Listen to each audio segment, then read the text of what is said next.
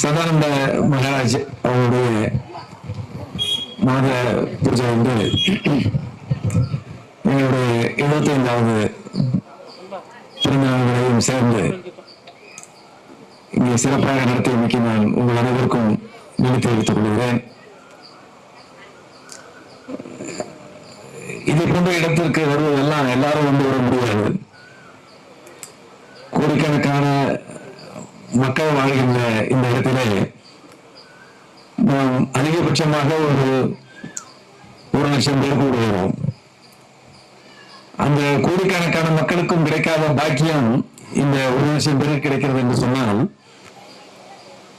இறைவன் நாம் வணங்குகின்ற சிவம் கொடுத்ததாகத்தான் அது அர்த்தமாகும். நம்முடைய சதானந்த சுவாமிகள் நவகண்ட சித்தர் என்று சொல்வார்கள். நம்முடைய வாழ்க்கை முறை இந்தியாவிலே சித்தர்களால் வடிவமைக்கப்பட்டது. திருமூலர் அதான் அன்பே சிவம் என்று ஆரம்பித்தேன். திருமூலர் சொன்ன நிகழ்வு அது. பல கோடி சித்தர்கள் எல்லாம் சேர்ந்துதான் இந்த இந்திய திருநாட்டை உருவாக்கியவர்கள். இன்றைக்கும் நீங்கள் பார்க்கலாம், நாம் வணங்குகின்ற பல பெரிய கோயில்கள் எல்லாம் அடங்கி இருப்பவர்கள் சித்தர்களாக இருப்பார்கள். நீங்கள் பழனிக்கு போனால் போகர் அடங்கி இருக்கிற இடத்திலே பழனி ஆண்டவர் அங்கே இருப்பார். திருச்செந்தூர் இறைவனுக்கு பின்னால் அங்கே சித்தர் அமர்ந்திருக்கிறார். போகர் சித்தர் அங்கேயும் திருச்செந்தூர் 5 இடத்தில், உலகில் 5 இடத்தில், சீனா உட்பட 5 இடத்தில் போகர் தாத்தா இருக்கிறார். அதே போல இங்க எல்லா கோயில்களிலும் நீங்க பார்த்தீங்க, பாம்பாட்டி சித்தர் தாத்தா ஒரு கோயில் இருப்பார். எல்லா கோயில்களிலும் மிகவும் ஆன்மீகம் உள்ள சக்தி உள்ள கோயில்களில் நீங்கள் பார்த்தீங்க, திருப்பதி ஏழுமலையான் கோயில் பார்த்தீர்கள் சொன்னால் அங்கே எங்க சித்தர் அமர்ந்திருக்கிறார். இந்த சித்தர்கள் எல்லாம் நமக்கு வழிகாட்டியவர்கள். நாம் காணுகின்ற சித்தர்களில் நாம் சாய்பாபா, ஸ்ரீ சாய்பாபா கடைசியாக நாம் பார்த்த சித்தர், நாம் வணங்குகின்ற நம்ம திருவருட்பா ஏற்றிய நம்முடைய சித்தர் தாத்தா, இதை போன்றவர்களை நாம் நம்முடைய காலகட்டத்திலே நாம் கேள்விப்பட்டிருக்கிற சித்தர் தாத்தாக்கள். ஆனால் கேள்விப்படாதவர்கள் செய்த பெரிய சாதனைகள் எல்லாம் இதை போன்ற இடங்கள் ஏற்படுத்திய சாதனைகள் தான். எல்லோரும் சொல்வார்கள், நீங்க வந்து நம்ம வீட்டுல இருந்தே சாமி கும்பிட்டா என்ன தப்பு அப்படின்னு கேட்கலாம். அது உண்மைதான். ஏன்னா இறைவன் வந்து எங்கும் இருக்கிறார். இறைவன் என்னும் இருக்கிறார், உங்களிலும் இருக்கிறார். ஆகவே இறைவன் இருக்கிற இடம் தான் நம்ம இடமே. 7 இடங்களை நம் இறைவன் இருக்கிற கோயில்களாகத்தான் நம்முடைய சித்தர்கள் சொல்லியிருக்கிறார்கள். ஆனால் இறைவன் நம்முடைய இருந்தாலும் கூட இறைவனுக்கு என்று வீடு ஒன்று இருக்கிறது அல்லவா, அந்த வீடுதான் இதே போன்ற வீடுகள். அவர் இருக்கிற வீடுகள், நீங்க மேமலைக்கு சென்று பார்த்தாலும் சரி, நீங்க ஸ்ரீரங்கத்தில் போய் சேர்த்து பார்த்தாலும் சரி, நம்ம சித்தர் அவர்களை இங்கே வந்து பார்த்தாலும் சரி, அவர்கள் இருக்கின்ற இடத்தில் நாம் சேர்ந்து பார்க்கும் பொழுது அது ஒரு சிறந்த ஒரு அமைப்பாக அமையும். நம்முடைய எண்ணத்துக்கு நிறைய இப்ப நம்ம இவரு நிறைய இது கொடுத்துட்டு இருக்காரு. ஸ்ரீ சாய்பாபாவுடைய அருள் மூலமாக நிறைய உலகெங்கும் நிறைய பேருக்கு ஆன்மீக வழிகாட்டலை கொடுத்து கொண்டிருக்கிறார்.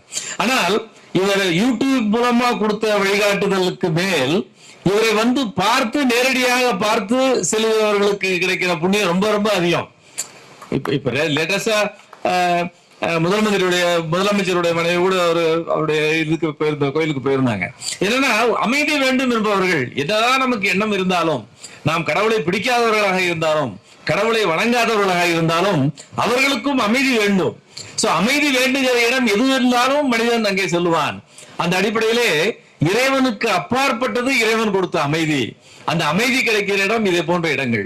அதாவது இந்த இடத்தில் எங்களுக்கு ஒரு சென்ற மாதம் திருக்கடைகளில் தான் 75வது ஆண்டு ஆரம்ப விழா நடந்தது. 2 நாள் அங்கே எங்களுடைய உறவினர்கள் எல்லாரும், எங்க குடும்பம் பெரிய குடும்பம், 62 பேர். எங்களுக்கு இன்னைக்கு வரைக்கும் 62-70 பேர் வந்துருச்சு கணக்கு. பாட்டன் புட்டி நிறைய பேர் வந்துட்டாங்க. சோ எல்லோரும் சேர்ந்து 2-3 சுவாமிகள் வந்திருந்தாங்க. சோ அதற்கு பிறகு இன்னொரு புத்தகம் வெளியிடுகிறார்கள். இன்னும் ஒரு 300 பக்கத்தில் புத்தக வெளியீட்டு விழா நடக்க இருக்கிறது. நக்கீரர் தமிழ்ச்சங்கம் என்ற அதனுடைய தலைவராக இருக்கிறேன். அதற்கு முன்னால் இங்கே நம்முடைய மடத்திலே இங்கே நடப்பது மிகவும் சிறப்பு வாய்ந்தது என்று நான் கருதுகிறேன். அங்கே சிவபெருமானுடைய இடத்திலே நடந்த எங்களுடைய விழா, அதற்கு பிறகு சிவபெருமானை எல்லாம் இயக்குகிற பெருமான்கள் இவர்கள் சித்தர்கள். சிவபெருமான் சித்தருக்கு அடிமையாக இருக்க சொல்லுதான். சித்தர்கள் இல்லைன்னா சிவபெருமான் இல்லை. ஏன்னா அவர் சித்தருக்கு மகாபெரிய சித்தர் சிவம். ஆகவே அந்த அளவிற்கு இந்த சித்தர்கள் வாழ்கின்ற இந்த பூமியிலே எங்களுடைய விழா நடப்பது சிறப்பு. இதை ஏற்பாடு செய்த அனைத்து நண்பர்களுக்கும் நாங்கள் என்றென்றும் நன்றி கடன் பட்டவர்களாக இருக்கிறோம். ஆனந்தன் அவர்கள், கலைச்சல் ரொம்ப பாம்பன் சுவாமிக்கு அடிமையாக இருக்கிறவர்கள். பாம்பன் சாமி கோயில எப்பொழுதுமே சொற்பொழிவு ஆற்றக்கூடியவர்கள். பாம்பன் சாமின்னா சாதாரண மனிதர் கிடையாது. நம்முடைய சாமி மாதிரி அவர் ஒரு மிகப்பெரிய மகான் அவர். அப்படிப்பட்ட மனிதர்கள் எல்லாம் சேர்ந்து இங்கே இருப்பது எங்களுக்கு ஒரு சிறப்பாக நினைக்கிறோம். நீங்கள் எங்களுக்கு கொடுத்த சிறப்பெல்லாம் இந்த இறைவனுக்கு கொடுத்த சிறப்பாக நாங்கள் ஏற்றுக்கொள்கிறோம். இந்த இறைவன் இல்லை என்றால் நாம் இல்லை, இந்த சித்தர்கள் இல்லை என்றால் நாம் இல்லை. இந்த சித்தர்களுக்கு நாம் அடிமையாக இருந்தால் நம்முடைய வாழ்விலே எந்த பிரச்சனையும் எப்பொழுது வருவதற்கு இல்லை. பிரச்சனைகள் வரும், அவை ஓடிவிடும்.